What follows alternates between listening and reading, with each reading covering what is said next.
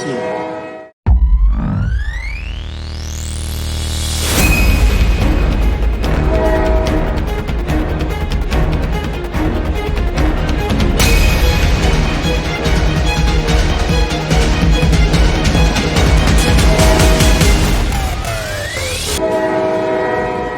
देश की अर्थव्यवस्था में भारतीय रेलवे ने एक महत्वपूर्ण योगदान दिया है।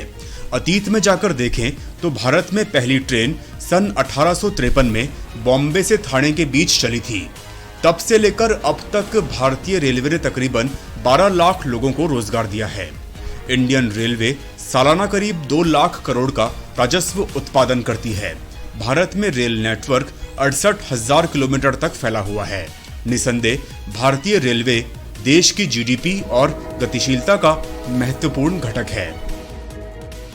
कोविड-19 संक्रमण के दौरान जिस तरह देश की आर्थिक स्थिति कमजोर हुई, उसके बाद से ये माना जा रहा है कि महामारी के बाद के समय में देश की आर्थिक वृद्धि को गतिशील करने के लिए इंडियन रेलवे की महत्वपूर्ण भागीदारी रहेगी।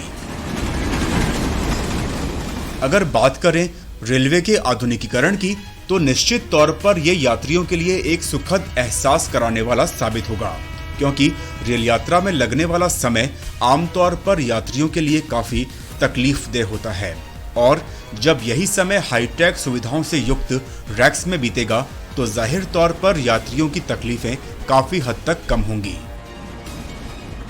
भारतीय रेलवे का आधुनिकीकरण और उसके बाद इसका क्रियान्वयन अगर सही मायने में देखा जाए तो भारत की जीडीपी में 1% तक की हिस्सेदारी भारतीय रेलवे से प्राप्त होने वाले राजस्व से हो सकती है, लेकिन भारत सरकार अकेले अपने दम पर इतने बड़े ऑपरेशन को अंजाम नहीं दे सकती। इसमें नवीनतम तकनीकों को लाने के लिए सार्वजनिक निजी भागीदारी यानी पीपीपी मॉडल को पूर्ण रूप से अमल में लाए जाने की जरूरत है। हाल ही में इंडियन रेलवे में पीपीपी का उद्घाटन एक स्पष्ट संकेत है कि भारत सरकार का यह एजेंडा भविष्य में प्रभावी रूप से लागू किए जाने वाला है। कुछ मार्गों पर पीपीपी मॉडल का उद्देश्य नई तकनीक की शुरुआत को सुविधाजनक बनाना, उच्च स्तरीय सेवाएं प्रदान करना और यात्रा में लगने वाले समय को कम करना है। डेडिकेटेड फ्रेट कॉरिडोर और अन्य विकासशील परियोजनाओं के साथ यह प्रबल संभावना है कि पीपीपी ट्रेन के संचालन के लिए अतिरिक्त मार्ग उपलब्ध होंगे।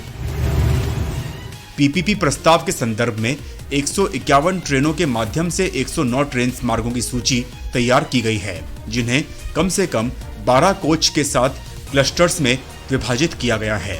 इन ट्रेन के संचालन के बाद यात्रा में लगने वाला समय काफी हद तक कम होगा। इसे अगर एक उदाहरण से समझें तो संबंधित मार्ग पर चलने वाली सबसे गतिशील ट्रेन की तुलना में पीपीपी ट्रेन में लगने वाला समय करीब 10% तक कम हो जाएगा। लंबी दूरी की यात्रा के लिए प्रस्तावित मार्गों में दिल्ली मुंबई, दिल्ली चेन्नई, मुंबई चेन्नई और अन्य शामिल हैं।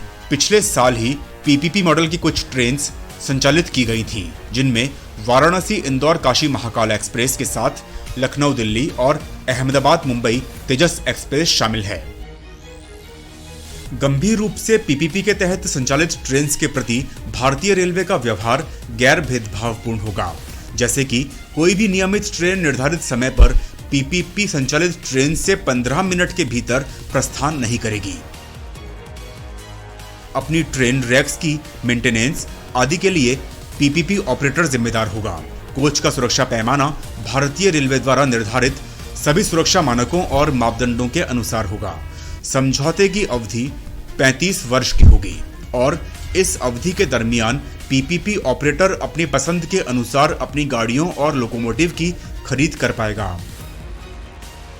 नए खरीदे गए रैक्स और लोकोमोटिव को शुरू करने से पूर्व भारतीय रेलवे द्वारा उचित मूल्यांकन किया जाएगा और उसके बाद ही ऑपरेटर को ट्रेन संचालित करने की अनुमति मिलेगी। एग्रीमेंट के अधीन नई गाड़ियों की खरीद, संचालन और रखरखाव आदि होगा। पीपीपी ऑपरेटर द्वारा भारतीय रेलवे को पूर्व निर्धारित शुल्क का भुगतान करना होगा। नतीजतन यह अत्याधुनिक तकनीकी रूप से उन्नत रोलिंग स्टॉक, यात्रा के समय को कम करेगा, नौकरियों में वृद्धि होगी, यात्रियों के लिए बेहतर सुरक्षा प्रदान होगी और उच्च स्तरीय रेल यात्रा का एहसास होगा।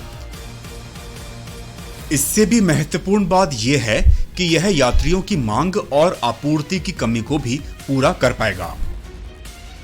पीपीपी से होने वाला निवेश 30,000 करोड़ रुपए के दायरे में होगा। पीपीपी मॉडल के माध्यम से रेलवे स्टेशंस का पुनर्विकास भी किया जाएगा।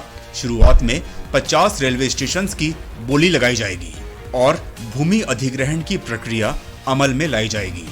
स्टेशंस का आधुनिकीकरण और पुनर्विकास मुख्य रूप से भारतीय रेलवे स्टेशन विकास निगम लिमिटेड, रेल भूमि विकास प्राधिकरण और अन्य केंद्र सरकार की संस्थाओं के माध्यम से किया जाएगा। भूमि अधिग्रहण की अवधि को परियोजना के हिस्से के रूप में रेलवे स्टेशंस के आसपास आवासीय विकास के लिए 99 साल तक की वृद्धि और 60 साल के लिए वाणिज्यिक विकास की अनुमति दी गई है। इस परियोजना को व्यवहारिकता से जोड़ने के लिए सभी मंजूरी एक ही मंच से प्रदान की जाएगी। पीपीपी मार्ग के लिए 50 बड़े स्टेशंस को चिन्हित किया जाएगा, जिनमें से तयशुदा स्टेशंस नई दिल्ली और मुंबई है। स्टेशंस के आधुनिकीकरण में करीब 50 से 60,000 करोड़ के निवेश की संभावना है। किसी भी संरचनात्मक सुधार में चुनौतियां भी उतनी ही रहती हैं। एक पीपीपी ऑपरेटर के जहन में समान व्यवहार की चिंता को कम करने का बोझ एक लंबा रास्ता तय कर सकता है। साथ ही रेल किराया तय किए जाने का पैमाना और उसके साथ ही लाभदायक संचालन भी पीपीपी ऑपरेटर्स के लिए चुनौती होगा। जिनमें पीपीपी ऑपरेटर्स के मुख्य प्रतिद्वंदी एयरलाइंस और समुद्री परिवहन रह सकते हैं। ट्रेन्स के सफल संचालन के लिए इसी तरह की और भी कई चुनौतियों का समाधान सुनिश्चित किए जाने की आवश्यकता है। अगर यह सब कुछ सही रहता है तो रेलवे में पीपीपी की शुरुआत एक बहुत अच्छा कदम साबित होगा। यह भारतीय रेलवे के पहलू को बदल कर रख देगा। क्या आपको लगता है कि भारत में रेलवे का निजीकरण लोगों के लिए फायदेमंद रहेगा?